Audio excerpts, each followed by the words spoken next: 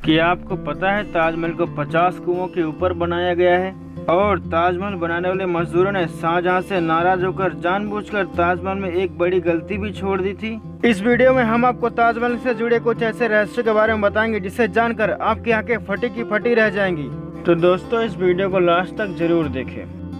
दोस्तों ऐसा माना जाता है कि ताजमहल का निर्माण साल 1631 में शुरू हुआ था और साल 1653 में यह बनकर तैयार हुआ और इसे आज भी निर्माण कुशलता का एक बेहतरीन नमूना कहा जाता है। शोधकर्ताओं ने इस पे कई सारे शोध किए और उनका मानना है कि ताजमहल के नीचे 1000 से भी ज्यादा कमरे हैं। उनका मानना है ताजमहल जितना ऊंचा है यह धरती के अंदर उतनी ही गहराई तक बनाया गया है।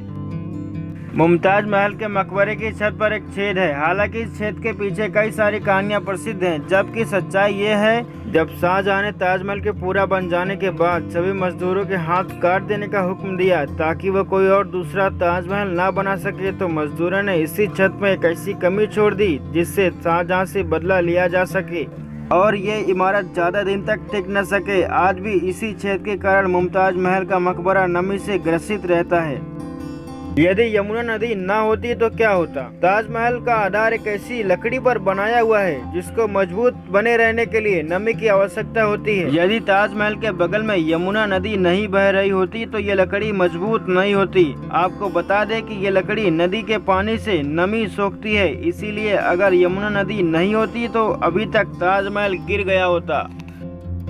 दोस्तों आप ये जानकर चौंक जाएंगे कि ताजमहल में लगे सभी फव्वारे एक साथ ही काम करते हैं और सबसे आश्चर्य में डाल देने वाली बात तो यह है कि ताजमहल में लगा कोई भी फव्वारा किसी भी पाइपलाइन से जुड़ा हुआ नहीं है, बल्कि हर फव्वारे के नीचे तांबे का एक टैंक बना हुआ है जो एक ही समय पर भरता है और दबाव बनने पर एक ही साथ काम करता है।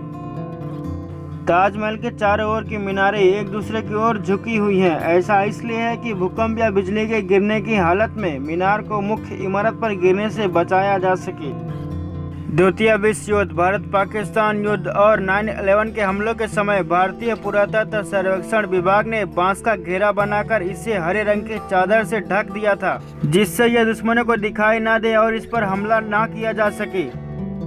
कहा जाता है जिन मजदूरों ने ताजमहल बनाया था शाहजहां ने उनका हाथ कटवा दिया था, लेकिन इतिहास में वापस लौटा जाए तो ताजमहल के बाद भी कई इमारतों को बनाने में उन्होंने अपना योगदान दिया था। जिन्होंने ताजमहल बनाया था उस्ताद अहमद लाहौरी उस दल का हिस्सा थे। उन्होंने ताजमहल जैसी सुंदर इमारत का निर्माण किया था और उस्ताद अहमद की देखरेख में ही लाल किले का निर्माण कार्य शुरू हुआ था।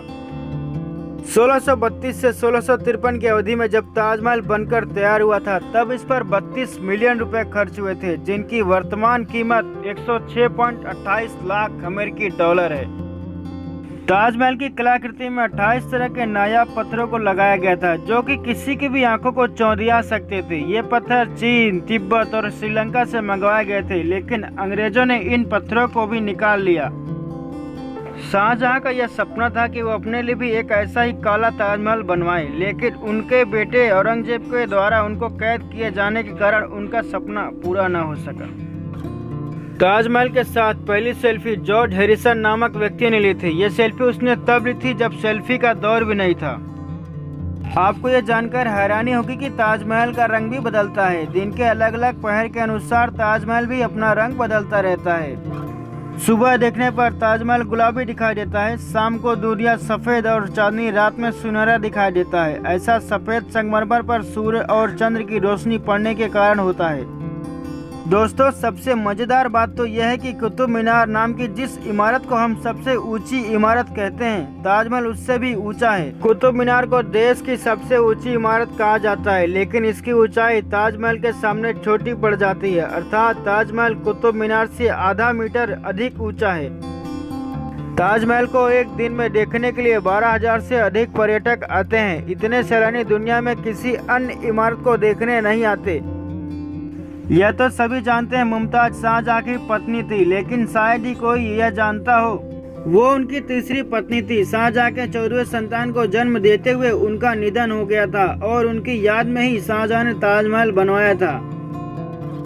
दोस्तों इस इमारत को दुनिया की 7 अजूबों में शुमार किया गया है। इसकी भव्यता के कारण 1983 में ताजमहल को यूनेस्को विश्व धरोहर स्थल की सूची में शामिल किया गया।